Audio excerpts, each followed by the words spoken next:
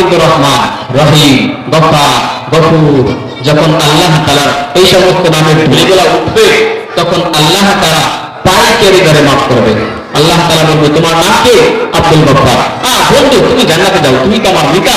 আল্লাহ তাআলা বলবে তোর নাম কি? আব্দুর রহমান। আরে বন্ধু তুমি জান্নাতে চলে যাও। একটা উসিলার কারণে আল্লাহ তাআলা তোমাকে জান্নাতের মধ্যে ঢুকায়া দিবে। তুমি এমন একটা ভালো কাজ তুমি দুনিয়ার মধ্যে করে যাও যে ভালো কাজটা তোমার ওই উসিলা হিসেবে তোমাকে যেন এই কাজটা জান্নাতের মধ্যে ঢুকায়া দিতে পারে। আমি ছোট্ট একটা আমল শিখাই দিয়ে শেষ করতেছি। ছোট্ট সবথেকে বড় আমল আপনার কাছে ছোট্ট মনে হয়, আমার কাছে ছোট মনে হয়। তোমার মুখের মধ্যে যে দাড়িটা রয়েছে, তুমি এই দাড়িটা কোনোদিনও বিরাট বা অস্ত্র লাগায় না, আল্লাহ তাআলা এর বিনিময়ে তোমাকে জান্নাত দিবে। কারণ আল্লাহ তাআলা যখন হাসরের ময়দানে বিচার করবে, যখন তোমার মুখ ভরা দাড়ি থাকবে, তখন আল্লাহ তাআলা তোমাকে যদি তোমার কোনো আমলের মধ্যে জাহান্নামে দিয়ে দাও, জাহান্নামের ফয়সালা যখন তোমার হয়ে যাবে, তখন যখন তুমি জাহান্নামে যাইবা, তখন তো নবীদের আল্লাহ তাআলার সাইডে নবী করিম সাল্লাল্লাহু আলাইহি ওয়াসাল্লাম বসে থাকবেন।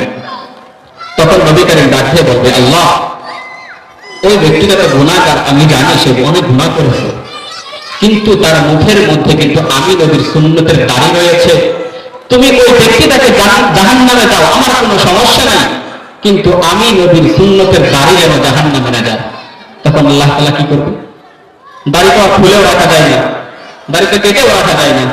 তখন আল্লাহ তাআলা বলবে, যখন আল্লাহর নাম রহমান, রহিম, গফফার, গফুর, বলবে যা তুই জান্নাতে যা, চলে যা। আল্লাহ তাআলা কিন্তু হাসরের ময়দানে শুধু উসিলাগুলো উপস্থিত থাকবে। তো ভাইজান, আপনাদেরকে ছোট্ট একটা রিকোয়েস্ট দিয়ে যায়, আপনারা কখনো মুখের দাড়িটা কাটিয়েন না। যা করছেন অতীতে করছেন, আল্লাহ তাআলার কাছে তুমি ক্ষমা চাও, আল্লাহ মাফ করে দেবে। তুমি অতীতে দাড়ি কেটেছো, সমস্যা নাই, এখন থেকে তওবা করো, পিছনে দাড়িগুলো যা কাটছো, আল্লাহ তাআলা এই সব গুনাহ মাফ করে দেবে।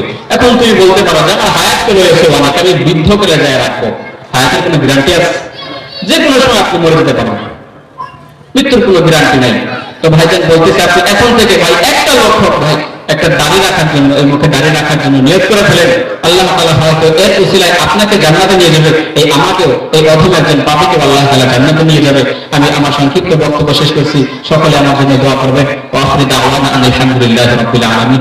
আসসালামু আলাইকুম ওয়া রাহমাতুল্লাহ।